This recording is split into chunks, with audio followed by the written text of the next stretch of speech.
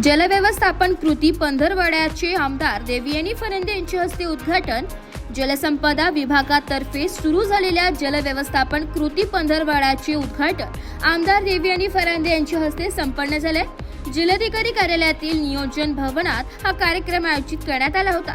यावेळी जलसंपदा विभागाचे अधीक्षक अभियंता राजेश गोवर्धने, महाराष्ट्र जीवन प्राधिकरणाचे अधीक्षक अभियंता सुबोध मोरे, जलसंपदा विभागाच्या कार्यकारी अभियंता सोनल शहाणे, जिल्हा परिषदेच्या उपमुख्य कार्यकारी अधिकारी वर्षा फडोळ, वाघाड उपसा सिंचन योजनेचे संचालक गोवर्धन कुलकर्णी आदी उपस्थित होते।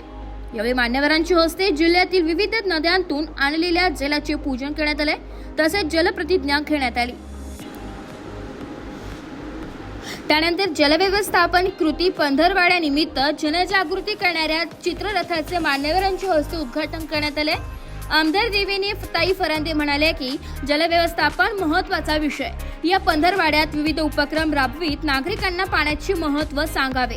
राज्य शासनातर्फे सिंचनासाठी विविध प्रकल्प राबविण्यात येते, त्याची सकारात्मक परिणाम आगामी काळात पाहावयास मिळतील। जिल्ह्यात पाण्याची उपलब्धता मुबलक आहे। पाणी वितरणाचे व्यवस्थापन करून गळती रोखणे आवश्यक आहे, त्यासाठी उपाययोजना कराव्यात। नाशिक शहर व जिल्ह्यासाठी लागणाऱ्या पाण्याचे आगामी 20 वर्षांचे नियोजन करावे, तसेच जलप्रदूषण थांबविण्यासाठी उपाययोजना व्हाव्यात, असेही त्यांनी सांगितले। अधीक्षक अभियंता मोरे म्हणाले की जलजीवन मिशन हा सरकारचा महत्त्वाकांक्षी उपक्रम आहे। महाराष्ट्र जीवन प्राधिकरणाला जलसंपदा विभागाचे नेहमीच सहकार्य राहिले।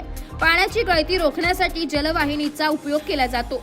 उपमुख्य कार्यकारी अधिकारी वर्षा फडोळ यांनी सांगितले की पाण्याच्या काटकसरीने वापर होण्यासाठी ग्रामपंचायत स्तरावर अनुषंगिक उपाययोजना करतानाच जलव्यवस्थापनासाठी नियोजन करण्यात येईल। अधीक्षक अभियंता श्री गोवर्धने यांनी प्रास्ताविक केले।